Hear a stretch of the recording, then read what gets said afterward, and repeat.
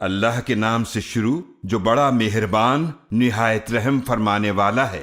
لوگوں کے لیے ان کے حساب کا وقت قریب آ گیا اور وہ غفلت میں منہ موڑے ہوئے ہیں۔ کوئی نئی نصیحت ان کے پاس ان کے رب کی طرف سے نہیں آتی مگر وہ اسے کھیل کود میں لگے ہوئے سنتے ہیں۔ ان کے دل غافل ہوتے ہیں اور انہوں نے خفیہ سرگوشیاں کی۔ جنہوں نے ظلم کیا کہ یہ رسول تم جیسا ایک بشر ہی تو ہے، تو کیا تم جادو کے پاس آتے ہو حالانکہ تم دیکھ رہے ہو؟ نبی کریم صلی اللہ علیہ وآلہ وسلم نے فرمایا، میرا رب آسمان اور زمین کی ہر بات کو جانتا ہے اور وہی خوب سننے والا خوب جاننے والا ہے۔ بلکہ وہ کہنے لگے کہ یہ قرآن پریشان خواب ہیں، بلکہ اس نے اسے گھڑ دیا ہے، بلکہ وہ تو شاعر ہے۔ تو ان کو چاہیے کہ ہمارے پاس کوئی نشانی لے آئیں جیسے پہلے رسول نشانیاں دے کر بھیجے گئے تھے۔ ان لوگوں سے پہلے کوئی نافرمان بستی ایمان نہیں لائی جسے ہم نے ہلاک کیا، تو کیا یہ ایمان لائیں گے؟ اور آپ سے پہلے ہم نے جتنے رسول بھیجے وہ سب مرد ہی تھے جن کی طرف ہم وحی کرتے تھے۔ تو علم والوں سے پوچھ لو اگر تم نہیں جانتے ہو۔ اور ہم نے ان انبیاء علیہ السلام کے ایسے جسم نہیں بنائے تھے کہ وہ کھانا نہ کھائیں، اور نہ وہ دنیا میں ہمیشہ رہنے والے تھے۔ پھر ہم نے ان انبیاء علیہ السلام کو وعدہ سچا کر دکھایا تو ہم نے انہیں اور جن کو ہم نے چاہا نجات دی، اور حد سے بڑھنے والوں کو ہم نے ہلاک کر دیا۔ یقیناً ہم نے تمہاری طرف ایسی کتاب نازل کی ہے جس میں تمہارے لیے نصیحت ہے، تو کیا تم سمجھتے نہیں؟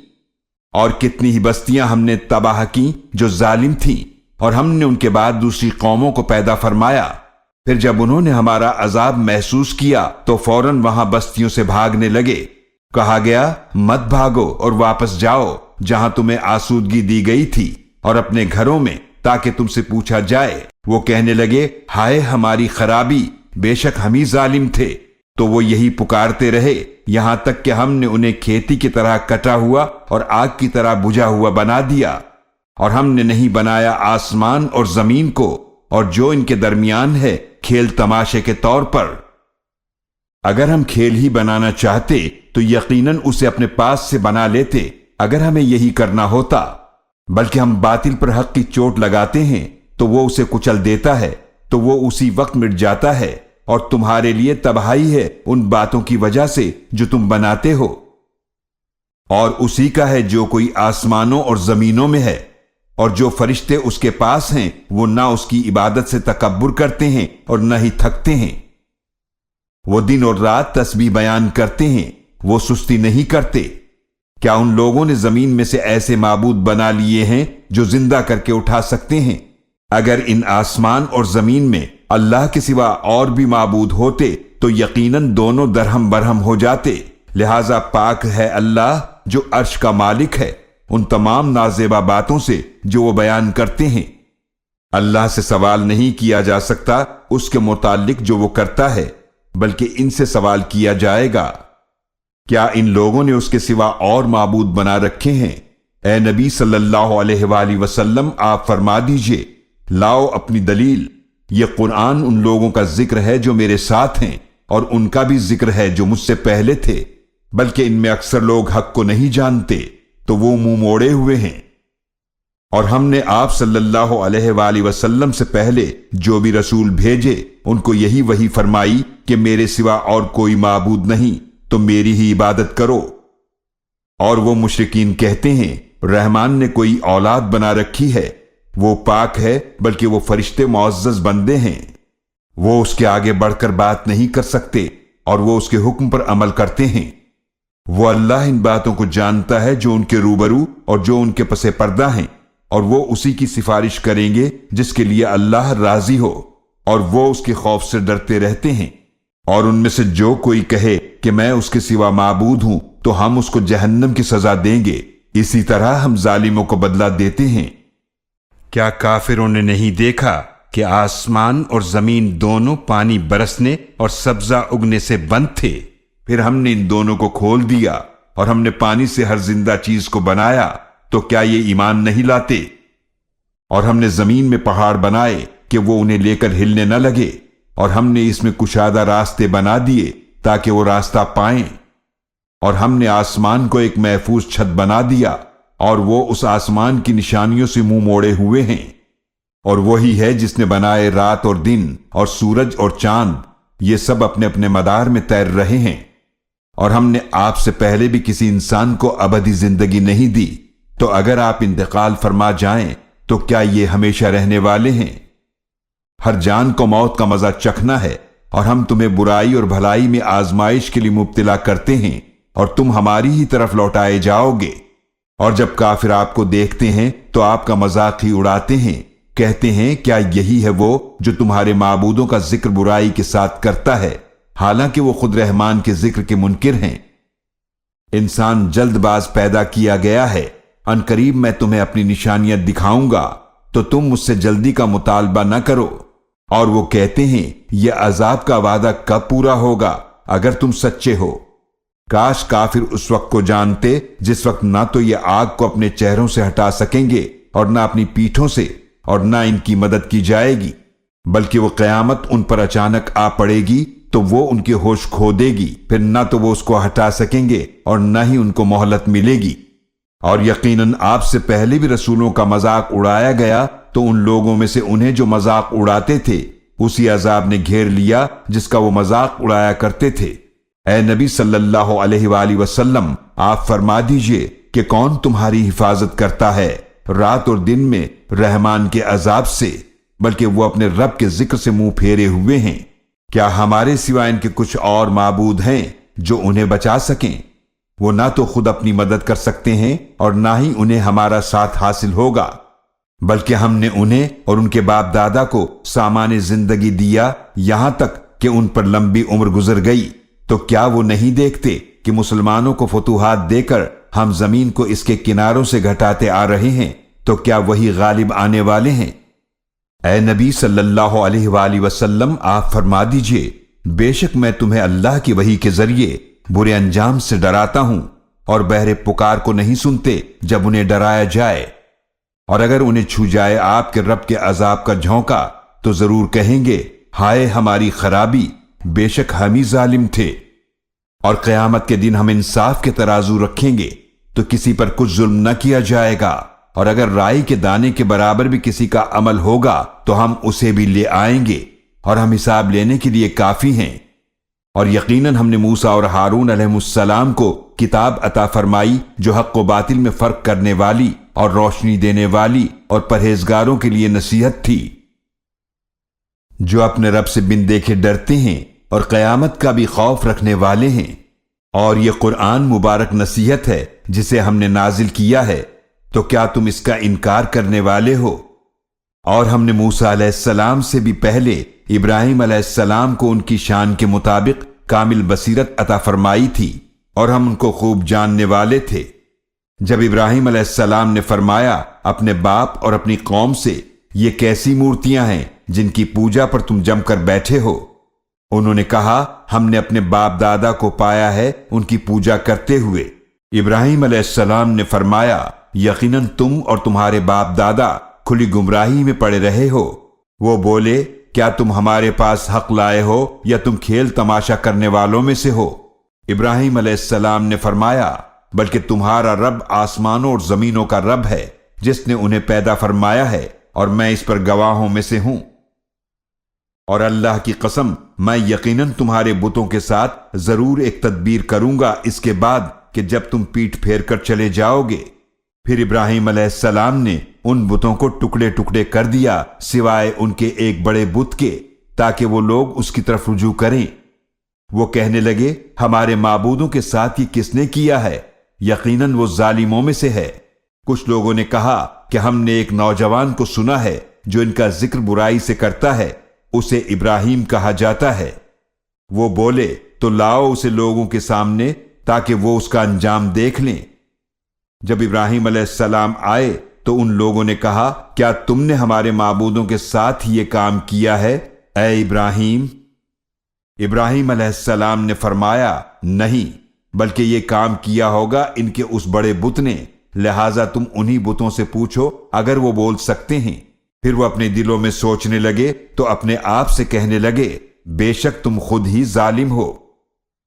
پھر شرمندہ ہو کر سر نیچا کر لیا اور کہنے لگے یقیناً تم جانتے ہو کہ یہ بت نہیں بولتے۔ ابراہیم علیہ السلام نے فرمایا تو کیا تم پوچھتے ہو اللہ کے سوا ان کو جو نہ تمہیں کچھ فائدہ دے سکتے ہیں اور نہ تمہیں نقصان دے سکتے ہیں؟ افسوس ہے تم پر اور ان پر جن کو تم پوچھتے ہو اللہ کے سوا، تو کیا تم عقل نہیں رکھتے؟ وہ لوگ کہنے لگے تم اس کو جلا دو اور اپنے معبودوں کی مدد کرو اگر تم کچھ کرنے والے ہو۔ اللہ نے فرمایا کہ اے آگ تو ٹھنڈی اور سلامتی والی ہو جا ابراہیم علیہ السلام پر۔ اور ان لوگوں نے ان کے ساتھ ایک بری چال کا ارادہ کیا تھا تو ہم نے انہی لوگوں کو کر دیا نقصان اٹھانے والے، اور ہم نے ابراہیم علیہ السلام کو اور لوط علیہ السلام کو نجات عطا فرمائی اس سرزمین کی طرف جس میں ہم نے جہان والوں کے لیے برکت رکھی تھی۔ اور ہم نے ابراہیم علیہ السلام کو عطا فرمائے اسحاق علیہ السلام، اور اسحاق علیہ السلام پر زائد یعقوب علیہ السلام بھی، اور ہم نے ان سب کو نیکوکار بنایا، اور ہم نے انہیں امام بنایا، وہ ہمارے حکم سے ہدایت فرماتے تھے، اور ہم نے ان کی طرف وحی فرمائی نیک کام کرنے کی اور نماز قائم کرنے کی اور زکوٰۃ ادا کرنے کی، اور وہ سب ہمارے عبادت گزار بندے تھے۔ اور لوط علیہ السلام کو ہم نے حکمت اور علم عطا کیا، اور ہم نے انہیں اس بستی سے نجات دی جو گندے کام کرتی تھی، بے شک وہ برے اور بد کردار لوگ تھے۔ اور ہم نے ان لوط علیہ السلام کو اپنی رحمت میں داخل کیا، بے شک وہ صالحین میں سے تھے۔